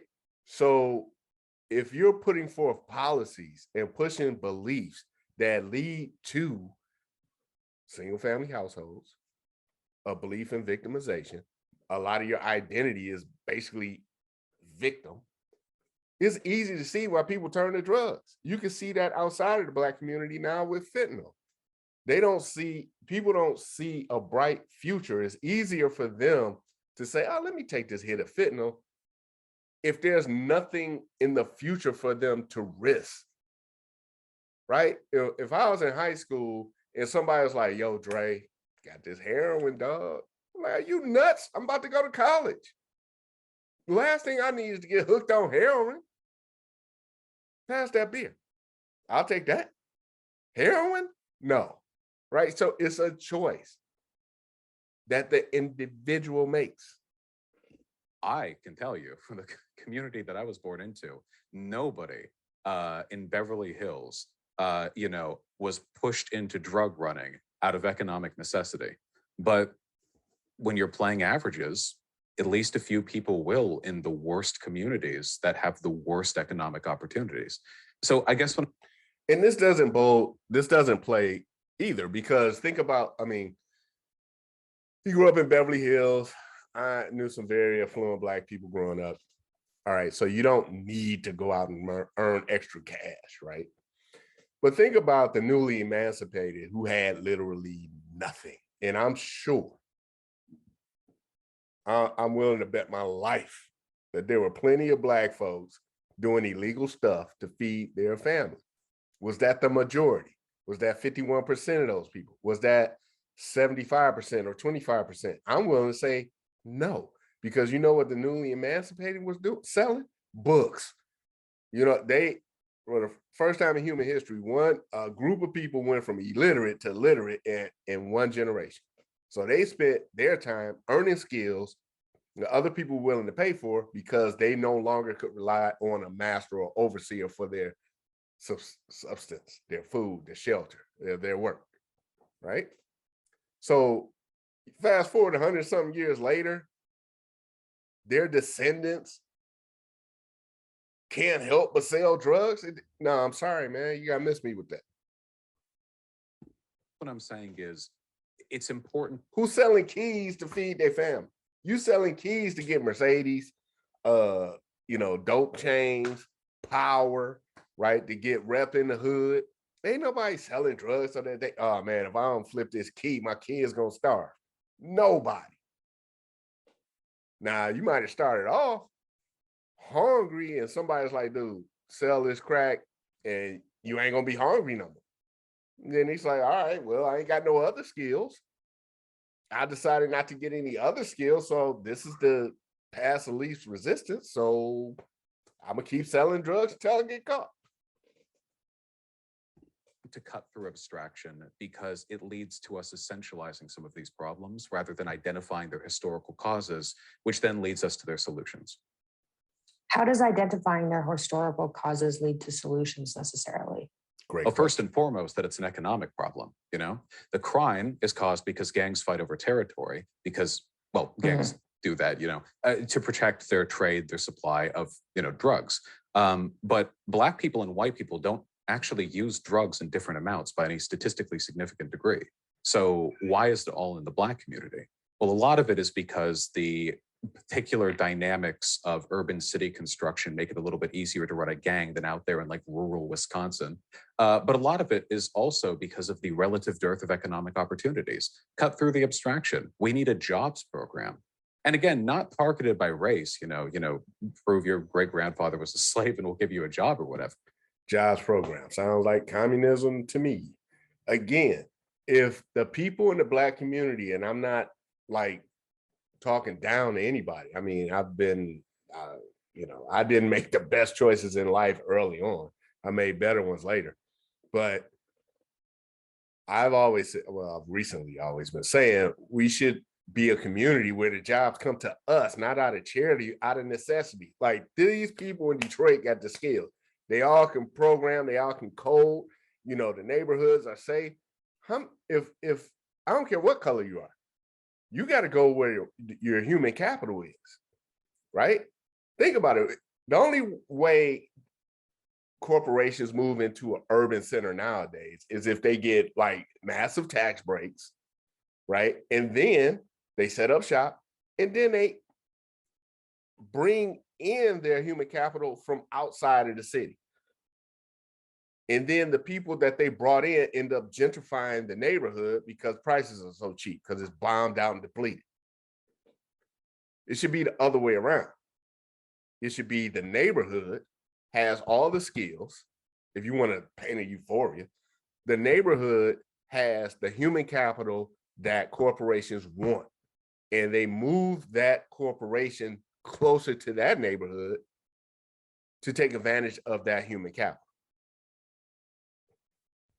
But nope, we need a jobs program that's funded by the taxpayer in Iowa, right? Who ain't got nothing to do with people in Detroit. And then you wondering why people in Iowa are like, what the hell's going on? All right, that's a different subject. But so many of these urban areas in inner cities are falling apart and they are like ripe for investment that we shy away from in large part because of the stigma inner city. The term carries with it this weight, not just of race or poverty, but of unworthiness. And all this is like really subtle linguistic stuff. This isn't to say this is like some explicit scheme being manufactured or whatever, but these issues, they're really complicated. And I think even if people disagree with me on this, which they're totally free to, I think it's worthy of our time and attention to look at them in this way, because, even if it sometimes leads to what some people might consider like a reach, I think we're all smarter for the process. It's funny, growing up in Canada, like, I don't think there is an inner city thing. Like, people wanted to live downtown. That was about it. It was like, oh, you live on the outskirts, you like live downtown, that's where everything's happening. It just wasn't the same, I don't think. I have no idea about Canada. I know. I know. We just think of you as our our nice northerly neighbors who deal with snow more often than we do. Yeah. Okay, let me just make sure because I want to cover some more questions. Let me just see what I have here to make sure I have everything I want. Of course, and I really do appreciate you taking the time. Yeah, well, I like these episodes. They're fun. Okay. Okay, do you not think, so here, no, I'm not that interested in that question. Do you think that educating people on,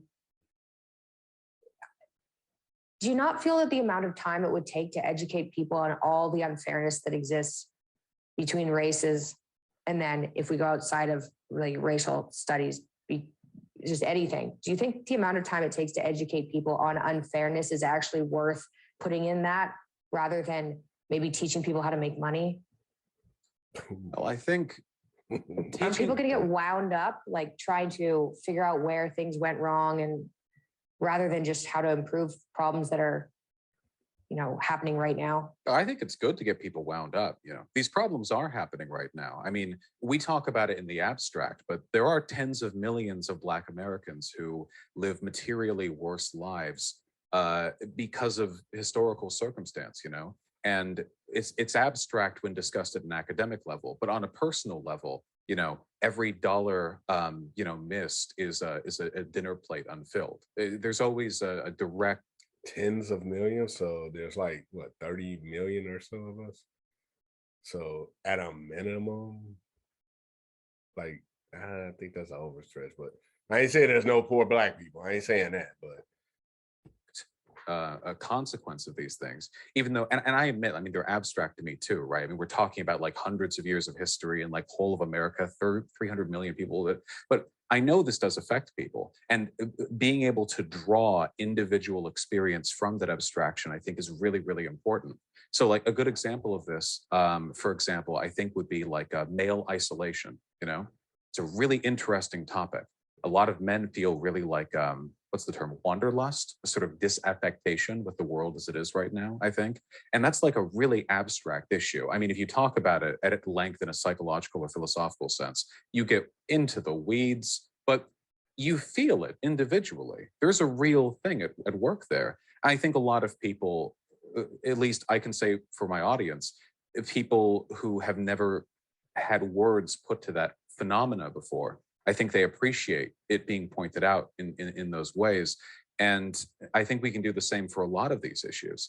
In terms of getting people wound up, I guess I like it when people are wound up. I think it's just a good state of being to be in. I don't want us tilting at windmills, mind you. The stereotype of the overeager college student who's out there screaming that skyscrapers are patriarchal because they're phallocentric, and stairwells are ableist because people in wheelchairs can't fly up them or whatever, is true.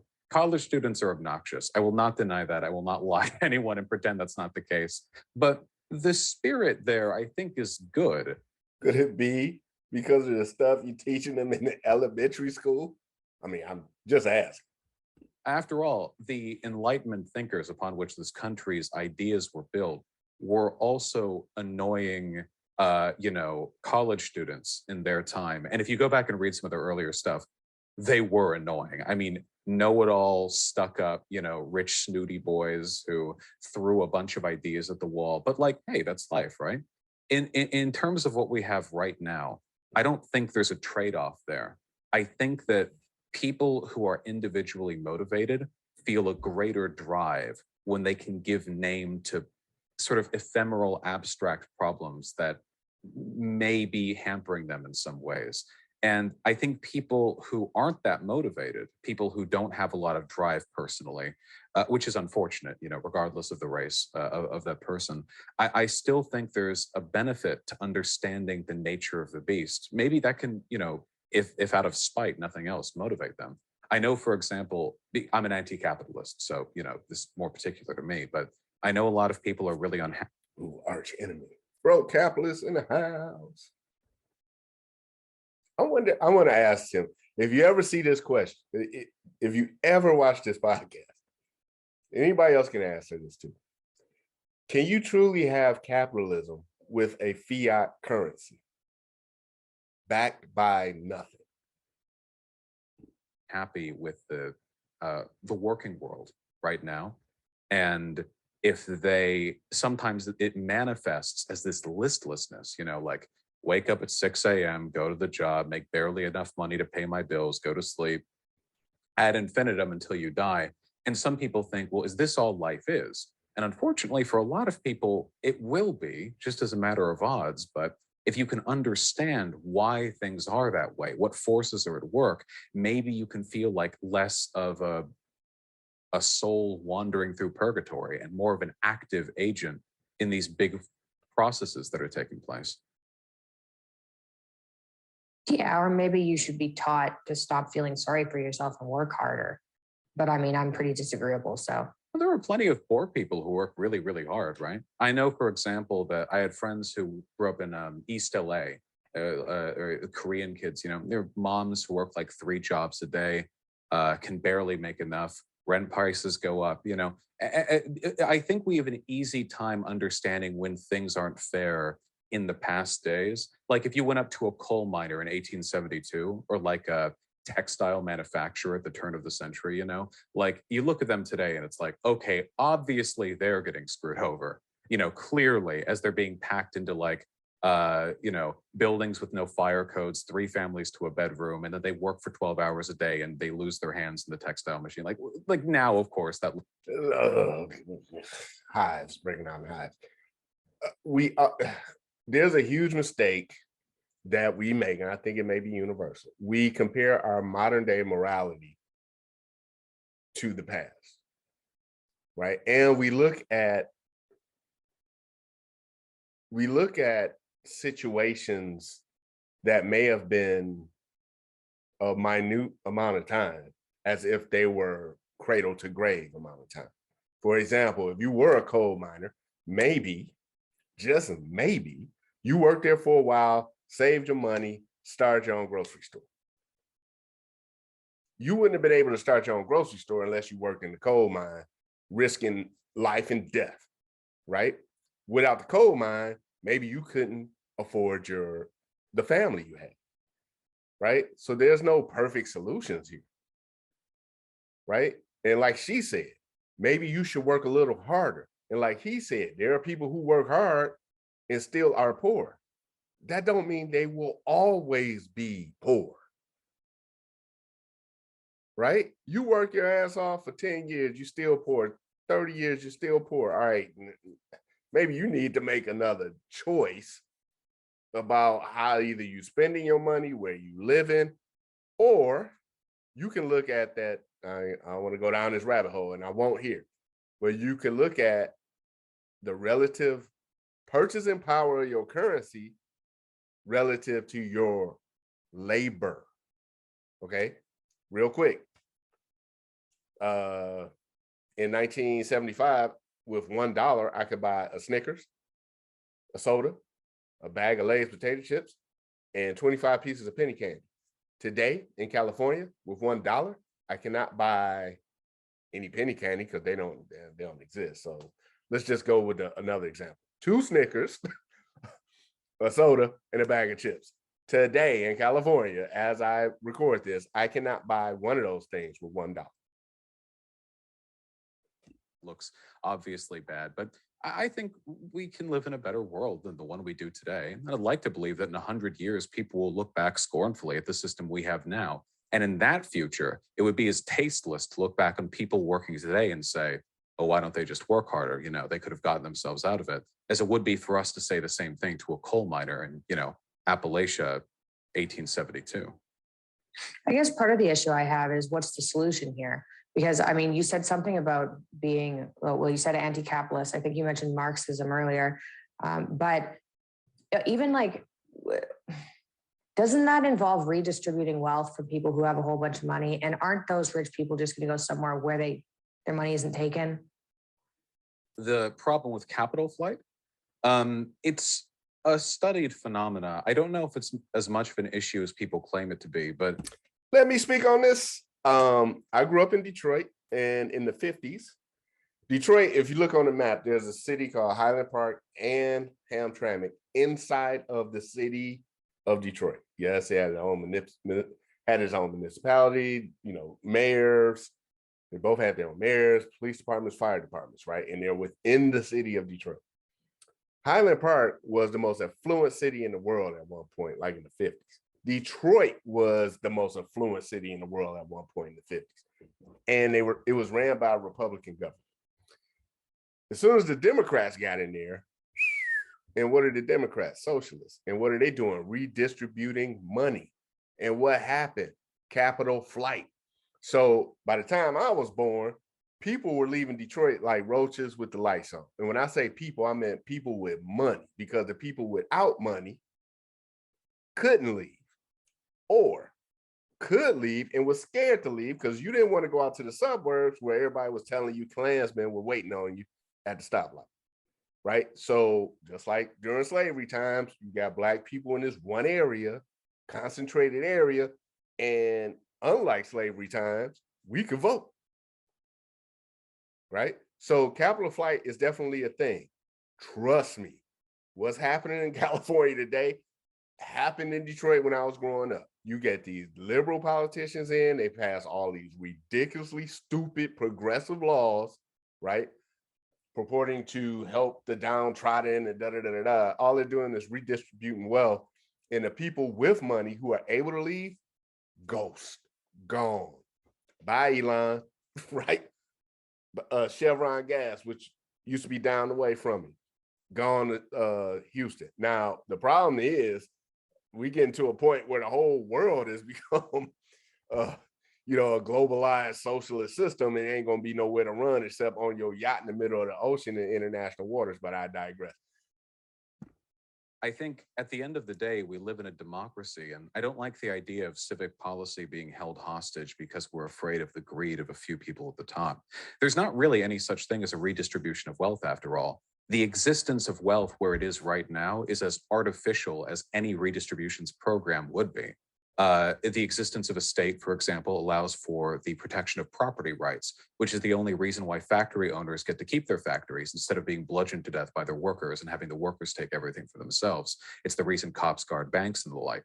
So the invocation of the state is what preserved things today. A more natural system of acquisition would probably be back in the monarchical days, where you'd literally have people sacking villages for gold and art and protecting it in the storeroom of a castle. But even that relies on the idea of a monarchy. And I mean, you can go back forever, but I don't think there is like a natural distribution of wealth. There are systems, and those systems determine where money goes. But our system right now is every bit as arbitrary as the system the pharaohs built. You can argue that ours is more equitable, which it is, but that doesn't mean it's perfect. We can certainly do better. And I guess as a person who, speaking charitably here, is sympathetic to some of Marx's critiques, I think that if we look at the history of organized labor, we find that a lot of really great things we take for granted today were fought for, oftentimes at great personal cost or death, by unions and by striking miners and textile workers back in the day. And while I don't want the Pinkertons gunning down naked working folk today, I do think it's important to remember that as it is the right of a business person to stop, paying their workers very much and go to minimum wage, it is our right to have a general strike. Nothing can take that away from us. And a general strike would cripple the world, really. Communism could. It wouldn't take long at all with how systems work these days. It's a power we have and are taught not to exercise. I'm saying we broadly. I'm not a member of the working class anymore, but we the people, like writing the Constitution, and whatever arose from that, a general strike, higher wages, whatever, I don't think that's really wealth redistribution. It's just another distribution of wealth, one of any infinite number. Okay, well, we need to wrap this up because we could keep going for a while, I feel. But here's something I wanted to comment on before we wrap things up. Where I write it. Okay, you mentioned, this was maybe 5 or 6 minutes ago, you mentioned people, not going to be able to word this properly, but you mentioned people caring about topics. So if you educate people, you care about certain topics. You said something along those lines. That is butchering it. But my question was, do you feel like the way people are taught in colleges now manipulates them into caring about certain topics? I mean, even say, you're born, you don't know anything about the climate, and then everyone tells you there are problems with the climate, so then you care about the climate. With critical race theory, it's kind of like that. With gender studies, it's kind of like that. And personally, my experience when I went to university, I went to an art school, and it was like super liberal art school. And I started this really pissed me off. Because I was paying for school by myself, and I took a class on Homer, and then I was learning Homer through the feminist lens. And it wasn't Homer, it was Homer through the feminist lens, which wasn't what I signed up for. But I saw that happen across the board, and I think it's worse now. So don't you think some of these social issues are getting pushed into courses that really don't have anything to do with them, and people who wouldn't necessarily care about these issues are caring about them because of whatever is going on in colleges right now? We care what we're taught to care about, which I think is equally applicable to critical race theory from the conservative perspective, right? It's been around since the 1980s. Nobody was talking about it until, 2021, right? Because all of a sudden Fox News started talking about it and this and that. And now all of a sudden it's a big issue affecting America. We care about what we're told to care about. I don't know if there's a difference between being told about something and being forced to care about something, right? I mean, if you're told about an endangered species, was that manipulative? I genuinely don't know. I mean, by nature of the way our brains work, I guess that would sort of compel me to care. But the difference between presenting information neutrally and presenting it in a biased way is not something I can really discern, as long as the information is being presented truthfully. I mean, I'm not talking like crazy, like, I think they missed each other on that. I get what she's saying, and I understand how he's answering it. I think she's saying that, yes, these subjects are being taught in school, but in a manipulative way. And that is why people are caring about it. And he's saying, yes, you should be taught, like the endangered species thing example is spot on. If you tell me there's a endangered species out there, should I care about it? I don't know. But if someone's saying there's an endangered species out there and it's your fault, then, I don't mean, so I think they're kind of missing each other on that. Propaganda, state lies, or whatever. But if we're operating within the realm of analysis, which is fairly free form, certainly in critical race theory, I don't know where that line is. I guess for me, the line that I would try to look for is what's being taught true, and is there value to it being taught? Are people getting something out of this? And while I can't speak to a feminist interpretation of Homer, having not learned about the text myself, tragically, I think with regards to a lot of the progressive stuff that conservatives, to be fair, are upset over, I think there is value to it. I think that there's conflict arisen where some need not be, and that's a product of language on both sides. I think that most conservatives, I mean, there are racists everywhere. I think most conservatives are not racist, certainly. They don't wake up every morning and think like, I hate Black people, whatever, I think that the way in which we approach these issues, however, has less to do with our intent and more to do with the outcome of our intent. Because, and I guarantee this is true, there are probably people holding up signs which said race mixing equals communism back during the civil rights protests, who probably also didn't think they were racist, right? I mean, I guess it doesn't matter to me what people really think. It's more about what they do and what they affect. And as long as we're operating in that realm, I think we can depersonalize a lot, which is good, because the last thing I want is for anti-racism to turn into this game of people pointing fingers and screaming, this person's racist, that person's racist, but rather for us to sit down at the table and think, or I guess say, we should all be invested in the improvement of our country.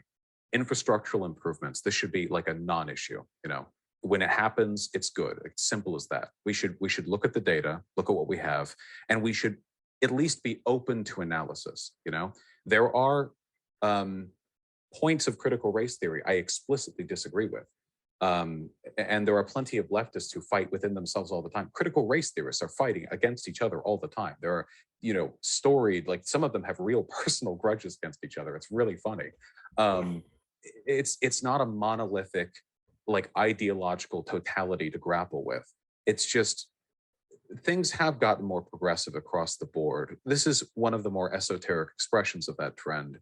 And if we all can at least engage with the critique, I think we can all come out learning something from it. I know, for example, I learned quite a bit from conservative critiques of anti-individualism, the whole victimhood culture thing. Yeah, because conservatives make that critique. I know a lot of my political beliefs, the necessity of individual action, will, discipline. have been influenced by that, even though I disagree with a lot of the conclusions those thinkers came from. I think there's a guy called Jocko Willink who's known in the, yeah, I'm sure I would disagree with him politically on almost everything, but there are some things that he says that, analysis wise, I think are actually quite valuable. And I think that's the attitude we should approach things with. And if nothing else, it would lead to less inane social media bickering. So that's probably better for everyone's mental health. Mhm. Okay, well, with that, I'm going to call a close to this episode. Thank you very much for coming on. If people want to follow you, where should they go? I'm just Vaush on YouTube. That's VAUSH. As much fun as people have mistyping it. I really do appreciate you having me on. No problem. That was good. That was interesting. Thanks again for coming on. My pleasure. That was good. They both did really well, in my opinion. Vaush made some very good points. And some of them I disagree with. I don't have anything against him. I just disagree with a lot of what he said, and a lot of what he said we hear from a lot of people, mainly the mainstream. And I really liked his point about over caring white liberals, and I think they are, in my opinion, the most dangerous people out there as far as as far as the Black community is concerned. Come on, just stop, y'all. Stop.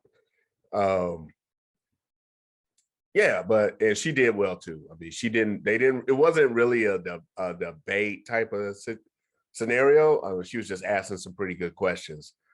This ran long. Normally I do 20 to 30 minutes, but I thought I should do the whole video here. If you like this, hopefully you did, stop by for more of the content. I got tons of videos for you to go through. Leave a comment below, like, share, subscribe, and hopefully I'll see you on my website at the end of this video. So I'm out, y'all. Peace.